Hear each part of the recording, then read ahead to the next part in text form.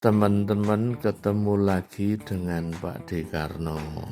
Kali ini saya mau bercerita perjalanan saya dengan Uwe menggunakan sepeda motor QG Torino 700 SX dan Uwe menggunakan QG Ford 250 Adventure serta salah satu rekan Pak Bambang dari Bogor. Nah, kali ini ceritanya adalah perjalanan di Pulau Flores yang menguras tenaga dan melelahkan serta menegangkan. Kenapa begitu? Karena perjalanan dari Labuan Bajo sampai Kalimutu pulang pergi sejauh hampir 1.200 km itu melewati jalan yang selalu menikung, benar-benar tikungan tanpa henti, tanpa ujung. Juga ada jalan rusak sepanjang 5 km menjelang Wairibu, benar-benar rusak, jalannya hancur sedang diperbaiki dalam kondisi hujan, serta super gravel sepanjang 15 km sepulang dari Wairibu menuju Ruteng. Nah, buat teman-teman yang pengen mengikuti bagaimana cerita keseruannya serta sensasinya menggunakan motor gede 700 cc boncengan lewat jalan rusak dan super gravel, ikuti terus. Perjalanan di Pulau Flores dimulai dari pelabuhan feri Labuan Bajo. Setelah 7 jam menempuh perjalanan dari Sape, berangkat jam 9 malam, feri yang kami tumpangi merapat sekitar jam 4 pagi. Acara pertama di Labuan Bajo, kami muter-muter city tour sambil mencari tempat untuk sarapan pagi. Ternyata belum ada kafe atau restoran yang buka jam 6 pagi. Ya sudah, akhirnya kami muter-muter kota dulu dan jam 7 baru ada yang buka di dekat pelabuhan. Sementara teman-teman sarapan, saya diantar Pak Jodo mencari hotel. Nah, di Labuan Bajo ini memang saya tidak booking hotel duluan.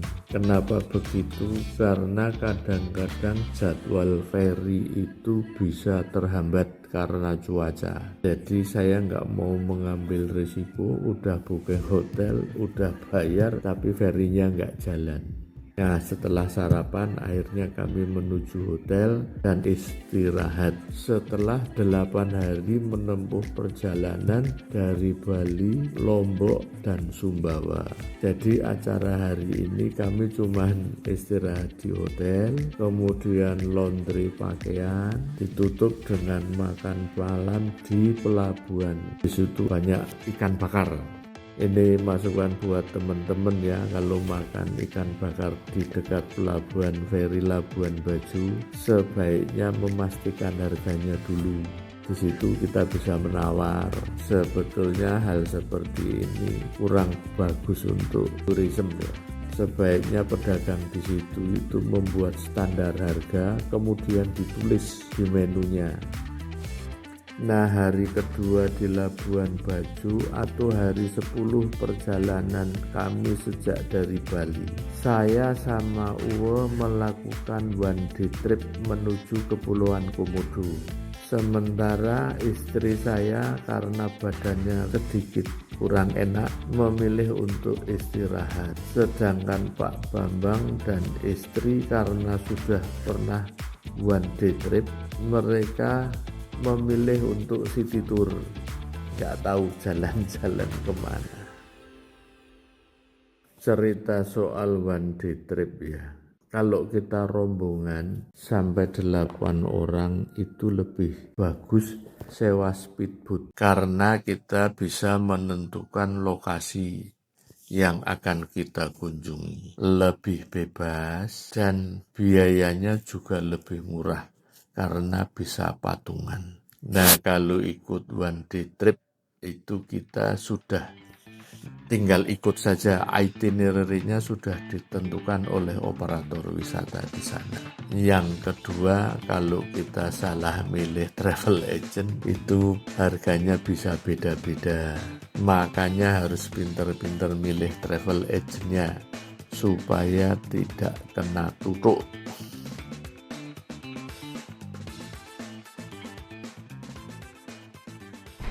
Biar nggak bocor dia, cakep.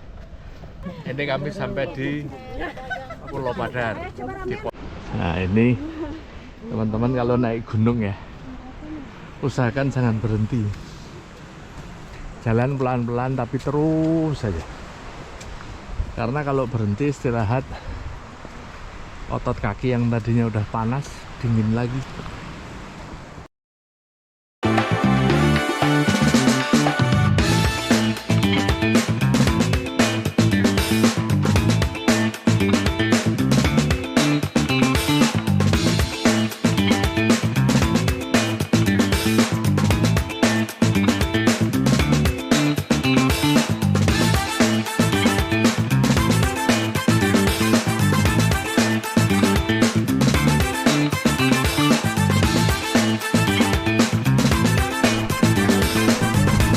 They made homemade.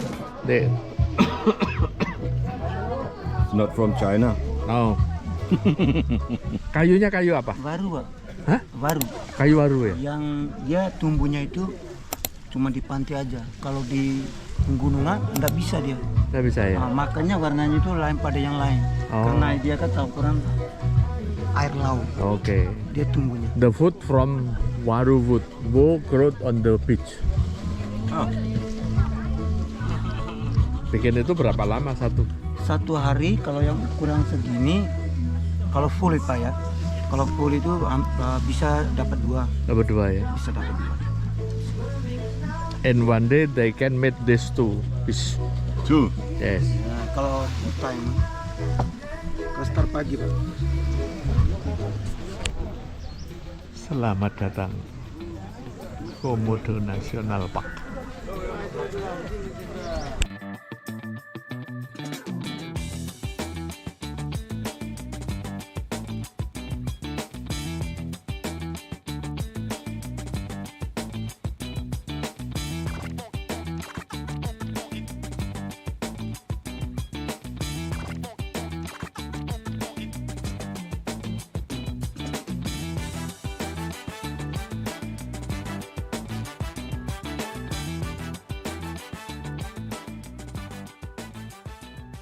Saatnya kembali ke kapal. Hari ketiga di Pulau Flores atau hari ke-11 perjalanan adalah hari yang paling melelahkan dan menegangkan. Karena hari ini kami mau menuju ke Wairebo, desa tradisional yang sudah berumur lebih dari 500 tahun.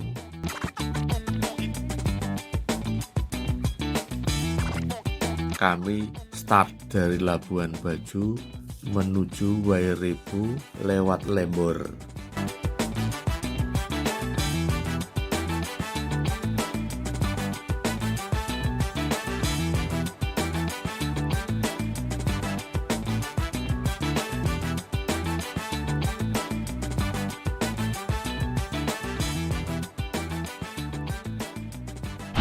Teman-teman, kami mau lewat Lembor. Ini jalan pintas menuju Lembor, karena kalau lewat sini cuma 2 jam. Kalau muter lewat Todo lewat Ruteng sana 8 jam dari Labuan Bajo. Kalau lewat sini cuma 3,5-4 jam. Tapi sengaja ini jalannya santai-santai karena banyak waktu. Ini persiapan mau naik ke Wairebo. Bawa apa aja, Bu? Tongkat, jas hujan, raincoat. Hari keempat di Flores, acaranya adalah trekking ke Wairebo.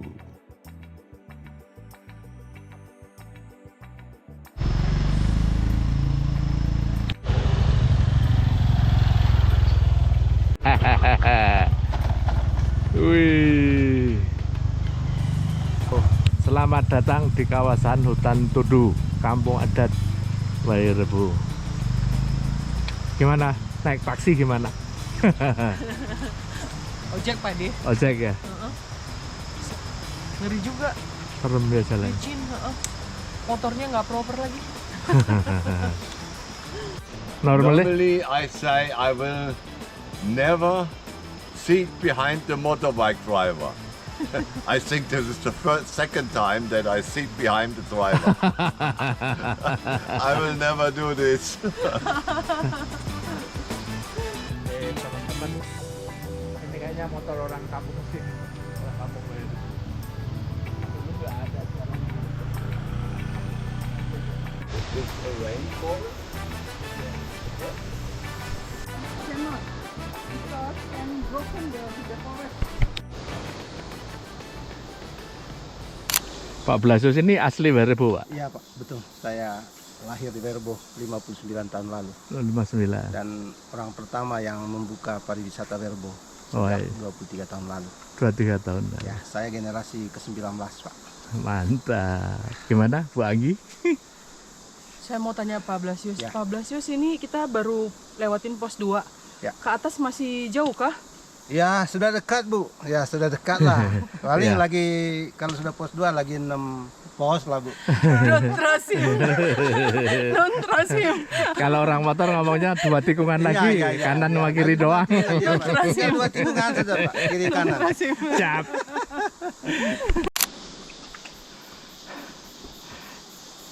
It's very hard, but it's okay. It's fine. Fine. Lah teman-teman, sekarang kami memasuki gerbang kampung Wairebo. Disambut oleh selamat siang. Ya, Mari Pak. Siang Pak. saya Soekarno Pak. Terima kasih. Michael Pak. Selamat Michael. datang Pak Presiden. Hello, good morning. Michael. pertama Uwe. Nice to meet you. Bung Karno. Ya, Karno. Bunka. beda nasib. Ini lagi upacara penerimaan tamu. Kami baru datang dan ini upacara penerimaan. Pertama-tama mewakili warga Wairebo semuanya kami ucapkan selamat datang di kampung Wairebo.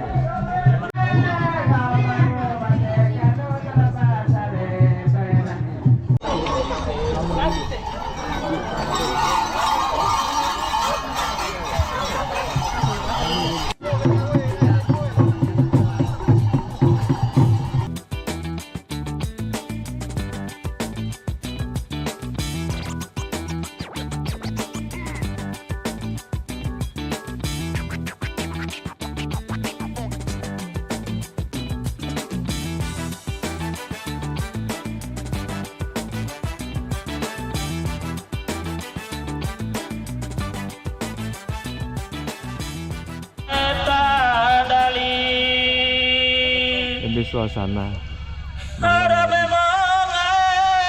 menyanyi jam 5 pagi. Ini jam 5 pagi kami mau turun. Hari kelima kami turun dari Wairebo, kemudian ke Desa Dengek mengambil motor dan rencananya langsung menuju ke Kota Bajawa.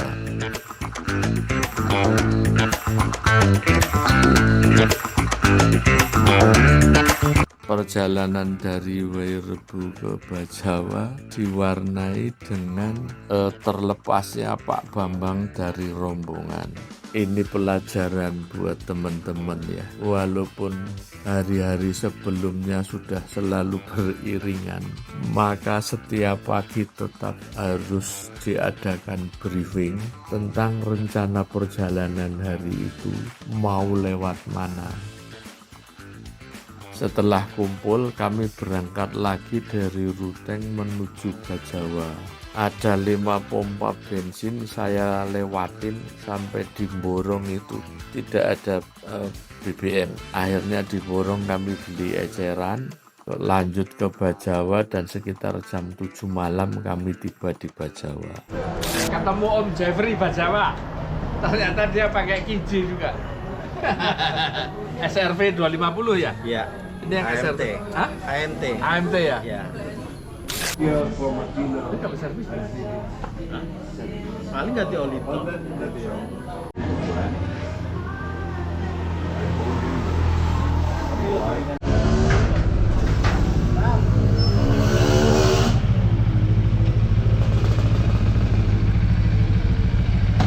Gimana beli? Hah? Beli? Nyelengi. Nyelengi. Asik. Entah. Gimana? Tarikannya enak. Hah? Handling juga nggak terlalu berat. Hah? Hanya susah untuk ngerasain persnelingnya mau naik atau turun, Oh iya. mau mindahnya. Susahnya itu Bang. Tapi semua mantap. Mantap ya. Oh. Suhunya Bajawa nih, suhunya Bajawa ini. Jadi pengen. Bismillah. Bismillah. Bismillah. Harus ada Ya. ketularan sih.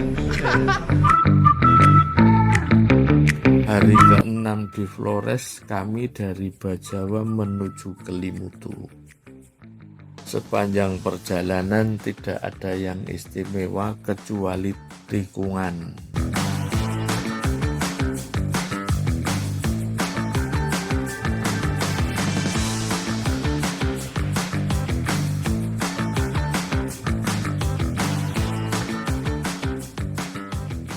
Ini di beberapa rumah ini ada tulang-tulang.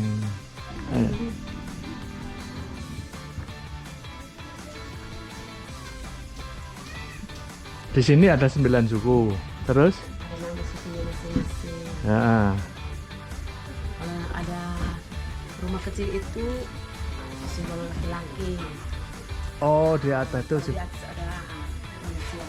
itu simbol laki-laki. Nah, kalau itu di atas yang rumah kecil itu Hah? simbol perempuan.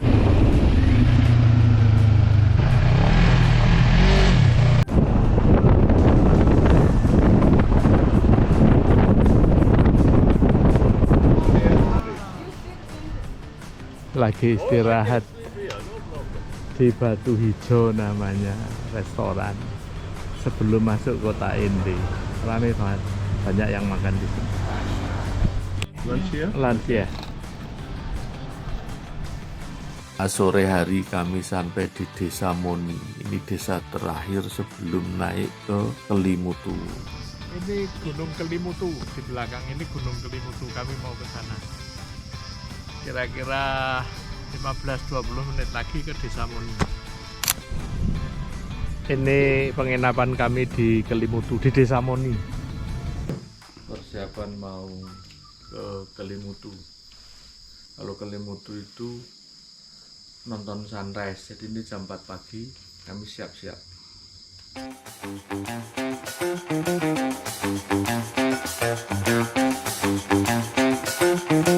Ini mendekati puncak.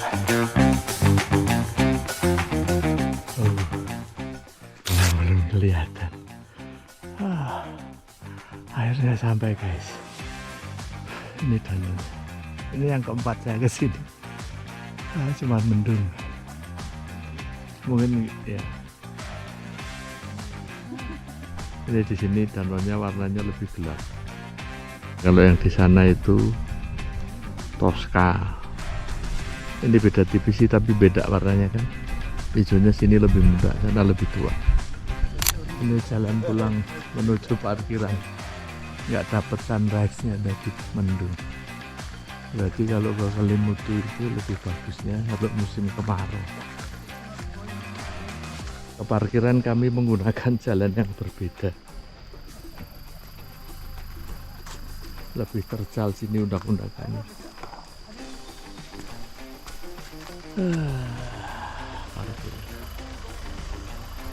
Nah, teman-teman, dari cerita perjalanan tadi bisa tergambar ya. Perjalanan di Flores itu sangat melelahkan, menguras tenaga, dan menegangkan karena satu, selain motoran kami juga harus melakukan trekking di 3 tempat. Pertama, trekking di Pulau Padar. Kedua, ini yang paling berat, trekking ke Wairibu. Ini danau yang trekking ke Danau Kelimutu.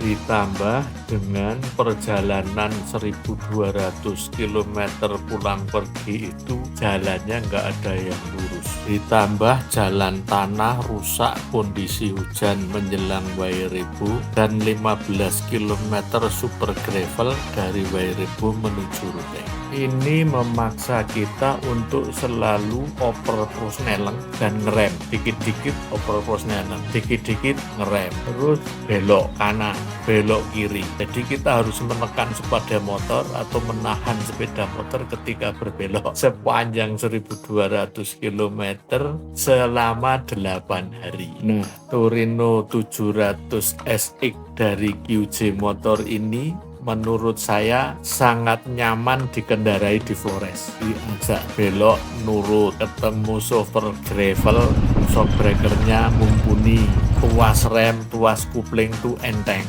Jadi menurut saya motor ini sangat memuaskan. Demikian teman-teman cerita saya, mudah-mudahan bermanfaat. Terima kasih.